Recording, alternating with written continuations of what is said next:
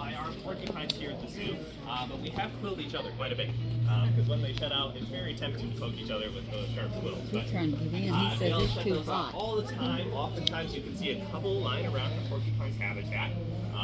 They seem to go in phases of shedding, because there'll be a week or two where we've seen absolutely none, and it'll come out the next day and there'll be almost a dozen of them laying around in the habitat. We keep needing to look up how long it takes a quill to grow. We're not really certain about that time frame. And it would then vary a little bit by all those quills, but they just have those overall, their whole body providing that protection. And a really good benefit for them for that is, for us, our skin is what is providing that natural protection against the elements, about being outside, if we're interacting with anything.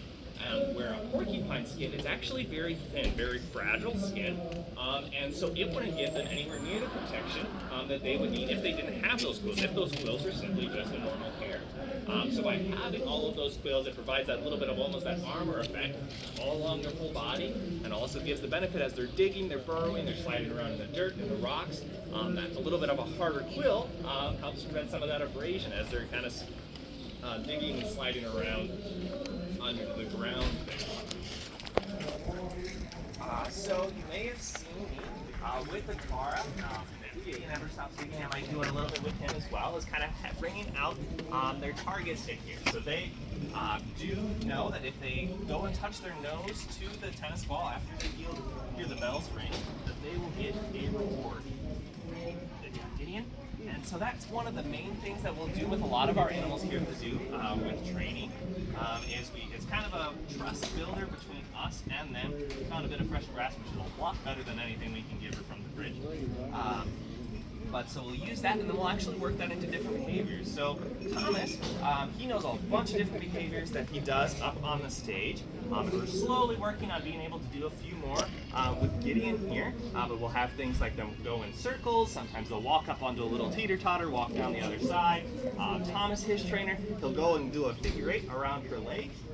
All sorts of different things, and that's kind of a premise that we use that target stick to work based off of. So one of the reasons we'll do that is we know that in Genesis, it tells us that God created us in His image. And since we are created in God's image, that means we aren't animals. And by being not animals, God has called us to rule over them and take care of them, to be good stewards of nature and all of the animals. And one of the things along with that is to be able to do proper research before we get a new animal, so we know how to take care of them, and also to then only know that we're then taking on an animal that we can actually take care of properly. And so one of the ways that we try to take good care of our animals here is with the training. So the training does a couple of different things with them. Now Gideon seems like he's a little bit out and more active. So one thing is, like I said earlier, that relationship building.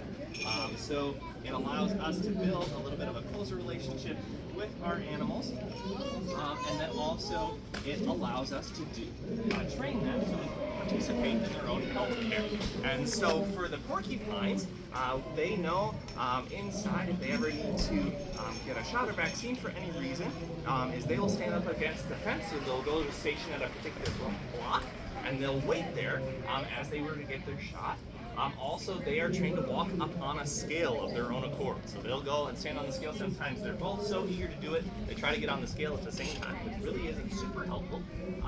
But then they'll kind of trade places and all go on there. And so they know as soon as they see that usually one of them is already up on top of that scale. And so that is one thing we do with a lot of our animals, and actually in some ways the struggle can be to have them get off the scale, because they know they get rewarded as soon as they go up on it.